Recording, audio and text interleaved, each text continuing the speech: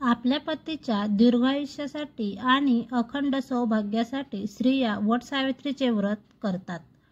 हिंदू धर्मात वटपौर्णिमेला अधिक महत्त्व आहे. यंदा ही वटपौर्णिमा 21 जूनला साजरी केली जाणार आहे. वटपौर्णिमेला वटसावित्री या नावाने देखील ओळखले जाते.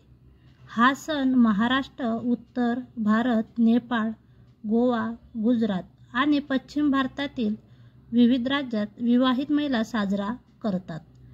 या दिवशी स्त्रिया उपवास करतात. वडाच्या झाडाभोवती फेऱ्या मारून पतीच्या दीर्घायुष्यासाठी प्रार्थना करतात.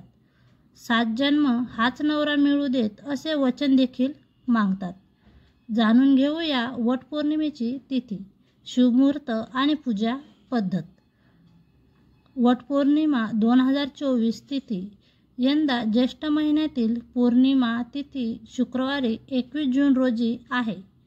त्यामुळे या दिवशी स्त्रिया वटपौर्णिमेचे व्रत करतील.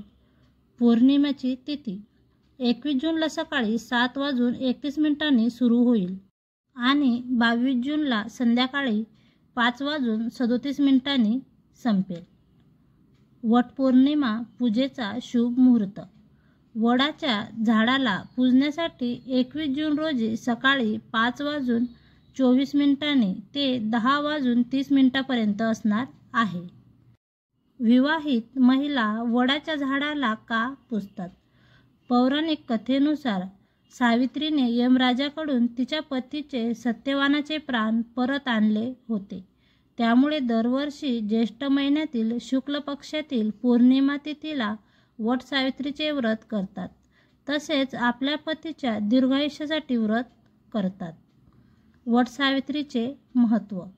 धार्मिक मान्यतेनुसार वडाच्या झाडामध्ये ब्रह्मा, विष्णू आणि महेश यांचा वास असतो असे म्हटले जाते. कथेनुसार वडाच्या झाडाखाली सावित्रीने आपल्या पतीला पुन्हा जीवनदान दिले होते असे सांगण्यात आले आहे.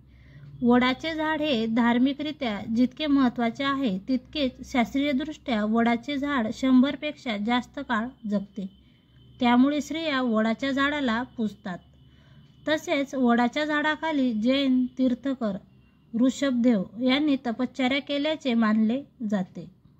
वटपौर्णिमा पूजा पद्धत. वटपौर्णिमेच्या दिवशी विवाहित स्त्रियांना स्नान करून 16 शृंगार परिधान करावे. व्रताचे संकल्प करून पिवळ्या रंगाचे कपडे परिधान करा. वडाच्या झाडाला पूजण्यासाठी ताटात फुले, अक्षदा, मिठाई, फणस, करवंद, जांभूळ, आंबा, हळदी-कुंकू यासारख्या गोष्टी ठेवा. वडाच्या झाडाला पाणी टाकून रक्षासूत्र बांधून 7 वेळा प्रदक्षिणा मारा. पतीच्या दीर्घायुष्यासाठी मनोभावे प्रार्थना करा. विवाहित स्त्रियांनी सौभाग्याचे लेणे देऊन त्यांचा आशीर्वाद घ्या. माहिती आवडली असेल तर आम्हाला प्रोत्साहन देऊन आमच्या चॅनलला सबस्क्राईब जरूर करा. धन्यवाद.